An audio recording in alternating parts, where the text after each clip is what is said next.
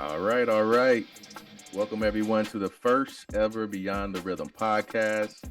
I'm one of your hosts, Benito from Way Higher Music. I have my amazing co-host here. I'm Asia the writer. And we hope to bring you some good shows over the next season of DPU. So I'll talk a little bit first about my co-host, Asia. She's an amazing artist, songwriter, producer. She has multiple songs on Apple Music, Spotify, Amazon. Um, she's very talented. I'm sure a number of you know her and her work, and I'm very happy to have her here as my co-host on this podcast. Thank you, Benito. Right back at you. And I guess I'll go ahead and introduce who you are. Benito Luciano from Way Higher Music, coming out of Raleigh, North Carolina. And I know you're also a producer and an artist, and I know you got some big things coming up soon. So, hopefully we get into those questions, and I can't wait to learn more. Great. Thanks, Asia. So I think we want to start off tonight. We want to have this show in general just to kind of introduce the audience to who we are and a little bit about us and our background, and hopefully a little bit about what this show is gonna be about over this next season. So, Asia, I'll start with you. I was interested to know, for me and for your fans, like, how did you start in music? Oh, well, I started music very young. My mom says I started playing piano at 3 years old. I don't know how true that is, but I did start early with instruments. I played in band, middle school, high school, played percussion, played piano pretty much growing up. But what's interesting is that I didn't take any vocal lessons. So my mom actually didn't let me take vocal lessons because, she thought that the music industry was a hard life and she really didn't want that for me. And so as much as I wanted to, I pretty much had to put that off until college. And in college, I joined the choirs. I joined Protestant and gospel choir. And after I graduated, it's kind of when I really just started to really get deep into it, started buying my own equipment and trying to learn how to do the things myself. So That's cool. So how did you make that transition, like, from your previous experiences in music to wanting to be an artist, starting to be an artist? How did that come about? it's funny you ask. Probably a lot of people watching the show know Frankie. So I didn't really take that jump until I met Frankie Braggadocio. And I think when we met, it was kind of like, it was definitely divine. Like, you just felt like we were meant to connect and to really move our music forward. So he started talking to me about what he does. He's a producer. He owns his own label. And, he looks for artists that, he can promote and things like that. And me, I was just a little nobody who had GarageBand and a keyboard. And so he showed me the ropes, made me download Logic. And that's really when things started to just take off, is when I started to learn through Logic. Cool. Yeah, I can definitely So go ahead. go ahead. No, I was just gonna say I could definitely tell, like, even over the last couple years I've been a part of DPU, like, your growth and as an artist and even a producer, engineer, like, has been tremendous. So I appreciate that. But I'm curious, how did you get started? I know that you have a lot more years on me as far as the music. So how did you get started, and how did you know that music was like something that you were gonna love to do? yeah, I don't even know really how to frame the story, but I mean, I guess my earliest kind of musical memories is being like, 2, 3 years old in my grandma's living room trying to dance like Michael Jackson, like, probably from watching BET or something like that. So, I guess, those early years kind of inspired me. My mom was a singer. She loved to sing. She actually had the opportunity to go and be a part of a music program when she was a kid, but unfortunately she didn't get to take a hold of that opportunity, but she loves music. She loves to sing. She still sings now, locally in Jacksonville. But that's kind of how things started for me. And just being in a close knit, Black family, like I'm sure there was music all around. So that's kind of how things started. And even as I grew up, I guess kind of later elementary, early middle school, like my mom she would go and do like talent shows, I guess, or sing at different events. And then she would take me along and I have my songs to sing. And I can remember, you know, trying to do both voices for Casey and JoJo. Ooh, yeah. Ooh, yeah. Because Casey had the Oh, low voice and JoJo had the high voice. So I just do both parts. And okay. for all kinds of stuff like talent shows. And then really, I guess like my first special moment was I was in New Bern. I had went down to New Bern to do this talent show, and I had really never been in like a talent show with younger people, kind of in my age, like high school, middle school, and um, I had wrote an original song, like one of the first songs I had wrote um, for this girl, and I sang it and I ended up winning like first place, and it was amazing because it was so many talented people there. So that was a big step. So Yeah. Yeah, that's major. I love that story. And it's funny because I was gonna ask you, did you start producing first or did you start singing? Because I mean your producing is amazing and I would have guessed that you started producing first, but from the looks of it, sounds like it's the other way around. yeah, I definitely started singing first, but I think that passion to create music was there early too. Like I can remember just sitting as a kid on my bed before I even had any music equipment. I just had like my pencil box and my pencils, and I just sit there and just beat on it. And then when I finally got my little, Yamaha keyboards that had some kind of little recording feature on it, that's when I started. Then I actually had the opportunity to grow in that more too, because when I got into high school, I had a mentor, a guy named Rodney Priester, who had been in the industry. He had done some work with like Gloria Estefan. He played keyboards for her. And I think he had done maybe some production for Betty Wright. And he showed me like how to use an MPC, even though I couldn't afford one. It was like first time really seeing one of those things and like seeing somebody, make music on those kind of devices. So that kind of started the production phase. And then eventually he introduced me to Peso, who's in DPU. And that's how me and Peso know each other. So Okay. Wow, that's dope. That's dope. I love it. cool, cool. So let me ask you, Asia. I guess we can kind of move forward so we know a little bit about your background. Um, Tell us a little bit about like what you're working on now.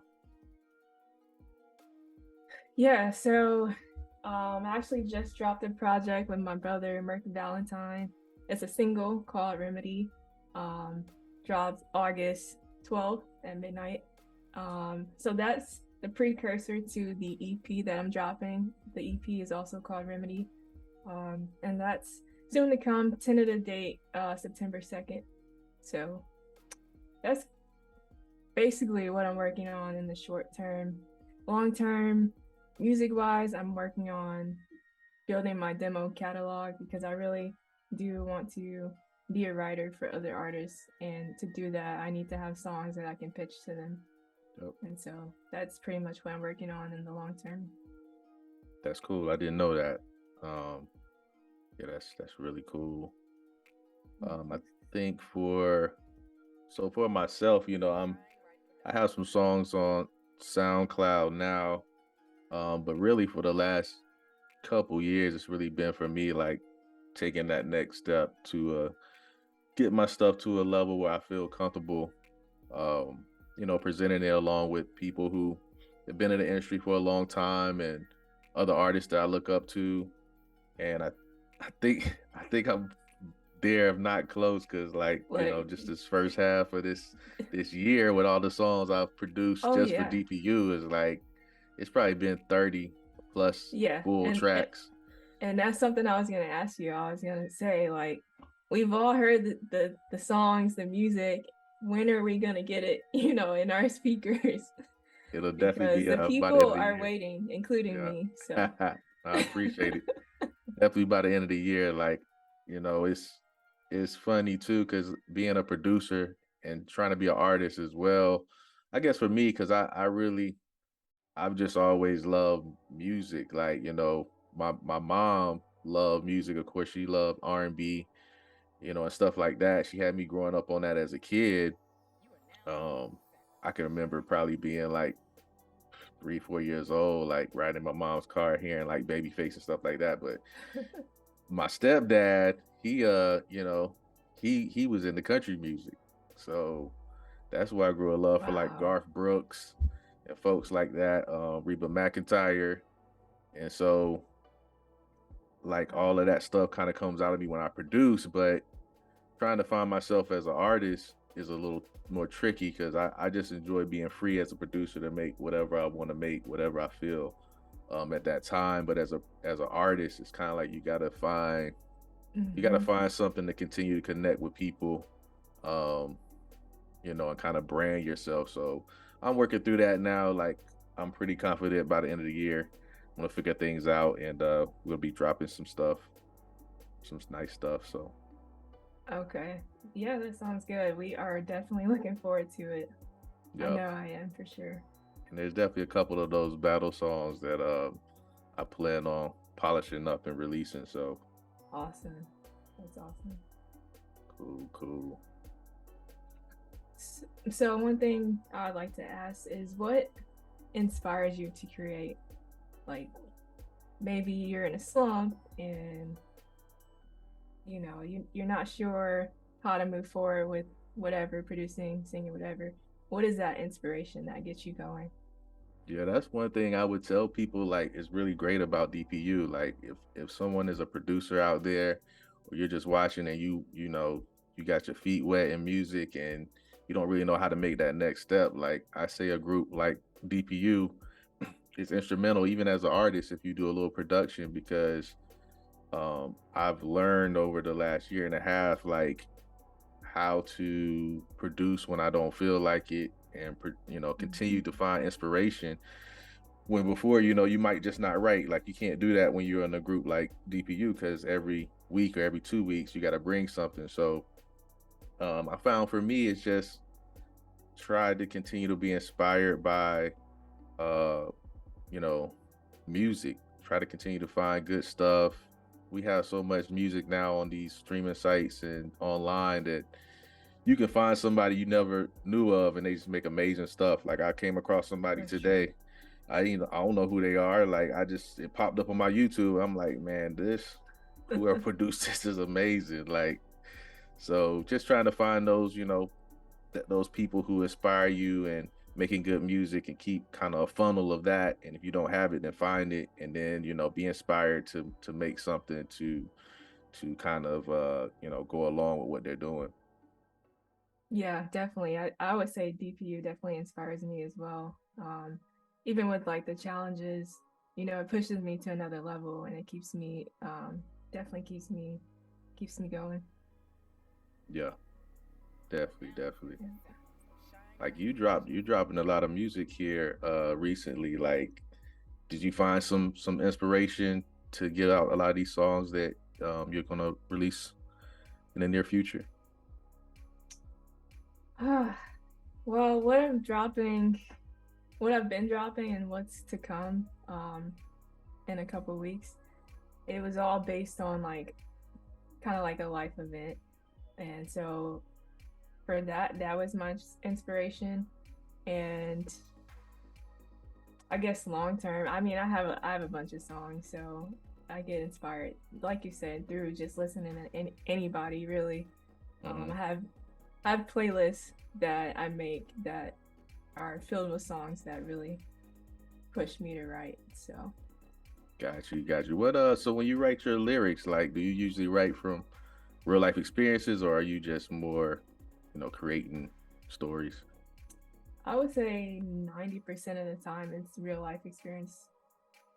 Got you. And then, the other time it's yeah, the other times it's just like I want to make a fun song, like let's just make up something. Yeah, I was laughing because like I'm the exact opposite. Like 90% of Oh the time, wow.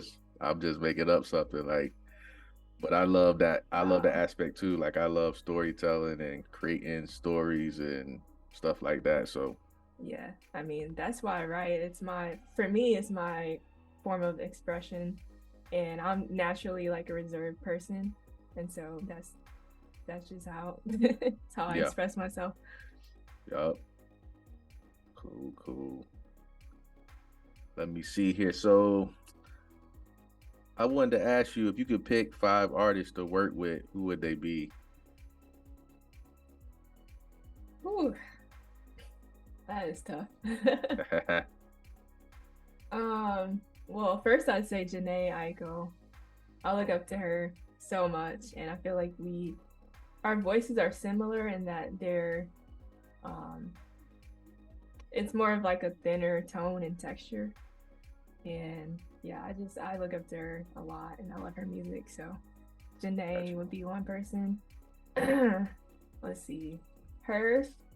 I think her is super talented. Yeah, definitely. Um, I think she's also personality wise, she's also kind of like reserved. So like I love that about her.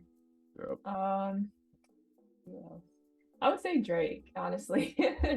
I love to listen to Drake. He's my favorite rapper. But also I don't think too many people know this, but there was a female producer out there, and he came across her, and he asked her was she still making beats, and she's like yeah, and so he's like all right, send me something, and so she sent him something, and he made a song out of it, and I heard that story, and it was like such an inspiration, and I can't remember what song it was, but yeah, that would be super dope. That's cool. So I'd say Drake. Um, I gotta say Usher, just because, as you know, we're working on a song right now, on a demo that I really would like Usher or an Usher type artist to hear. Yeah. So that would be super dope working with Usher. As for hmm, the last artist, I would say Corinne Hawthorne. Not too Oh, many people really? know her. She's a gospel artist. Yep. Um, But yeah, there was a song that came into mind that I started writing, and I was like, Corinne would sound really good on this. So Yeah. that would be super cool. That's dope. I didn't even know you knew about her, but that's Yeah. cool. Yeah. That's cool. I guess I probably should pose the same question to myself. So I should have probably thought about it before I asked you. But so uh I have to pick a gospel act in there somewhere. Probably for me, I would probably say Dawkins and Dawkins would be the first gospel act I would that comes to mind. I would love to work with. Like their consistency in the industry and like the work that they've done, and they just seem to continue to be um inspired and making good music. So, and I love their music and their harmonies and their vocal productions, their productions in general. Like they work some really talented people. So um they will be in there. uh Shoot, I would say I believe the group is called Dan and Shay. um Oh it's wow. a country group along with Rascal Flats. I would love to work with Okay. them. Wow. uh um Justin Bieber. I would Oh love to work wow. with Jason Bieber. Like I think These Justin are Bieber is like one of the most talented, like all around artists. Like he can do so much, and vocally he's so talented. I don't think he gets the credit that he should, but he's just like an mhm. amazing artist, and I think musical mind. And probably lastly, like I would I would try to go back if I could and like rekindle, revive Brian McKnight. Mm. See if I like could be a project that like You know, he could bring on some new producers, some people who are like, which I know he has access to stuff like that, like his son produces. Uh, but that would be like a fun project to try something new. So Okay. Yeah, I love all of those choices. You know, it's a very wide range yeah, of artists, but I mean, that's what makes you and your music special is you don't stick to just one lane. yep. So, very cool. Appreciate it. So you have some interests outside of music as well. Why don't you tell us a little bit about like your background with basketball and DJing? um, I guess I'll start with basketball. So, I don't know if many of my Asia the Writer fans know, but basketball was, I want to say, my first love growing up. I started playing when I was 7 and played throughout high school, won championships, played in college, won championships. And now I'm retired. I play pickup, but I still have a love for the game. You know, I'm watching every Warriors game, try to watch every Pistons game. So,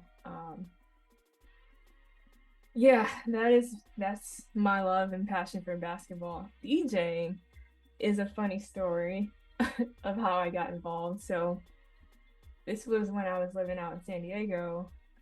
Obviously, I'm prior Navy, and I was sent off to a school.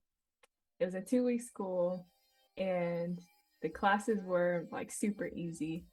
And so I would get out at like 10 in the morning, and I asked myself, what could I do with my time? So I ended up buying a Serato set, turntable set, and I signed up for DJing classes, and just used those 2 weeks to learn how to DJ, and never regretted it.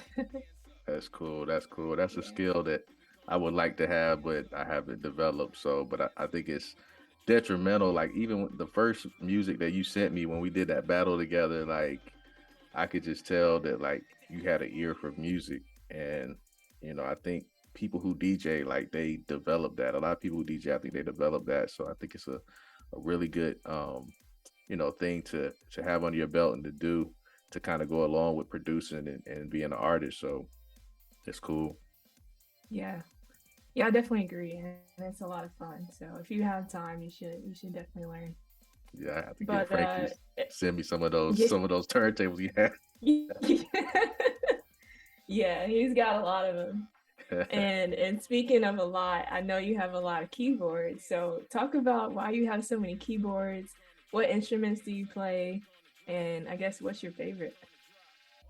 Yeah, so I guess back in the day when I was kind of getting into music and uh probably before really the production stuff. I mean, that was just something that kind of came along with it, like you can't really produce.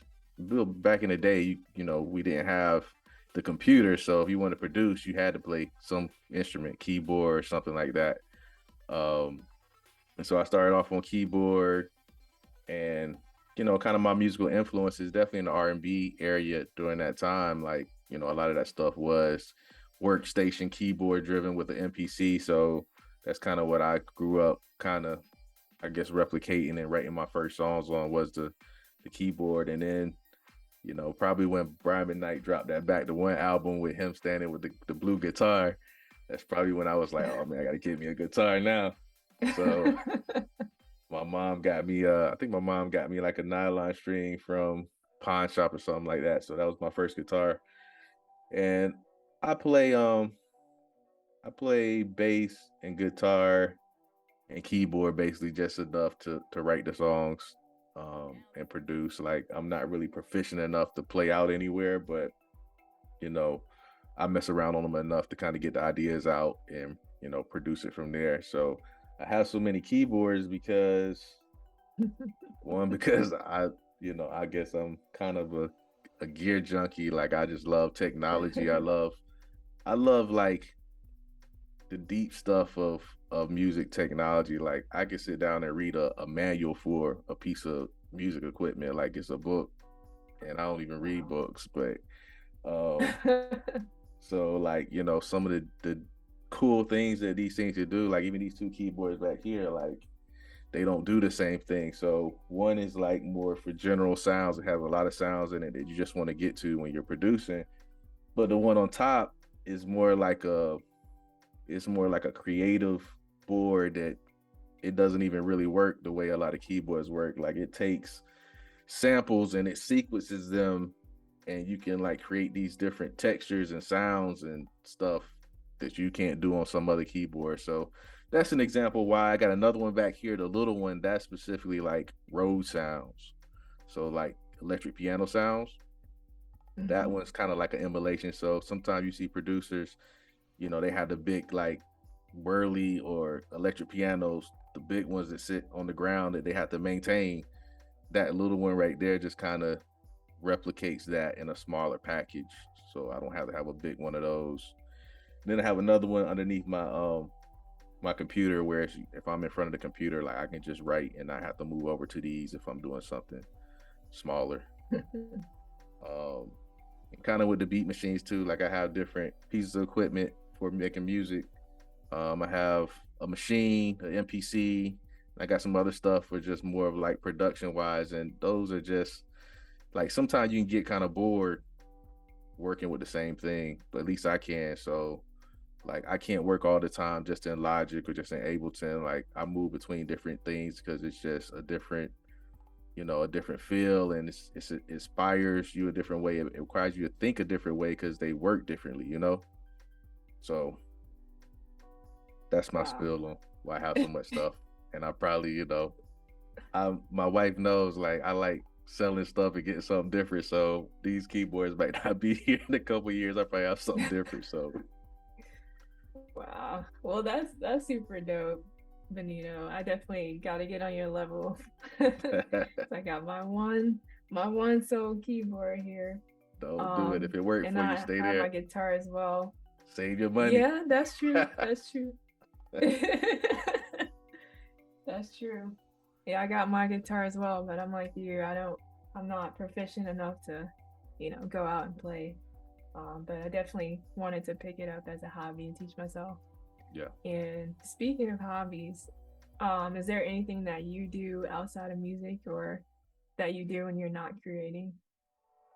Not really for the last year and a half since I've been a part of DPU, but you know, I mean, spend time with my wife and my kids, like that's the main thing. And I, you know, I have some great friends that we've been spending more time with, which is really helpful, you know, to have good people in your life that you can just relax and be yourself around and you know, have relationship with. So that's really what I do outside of music right now.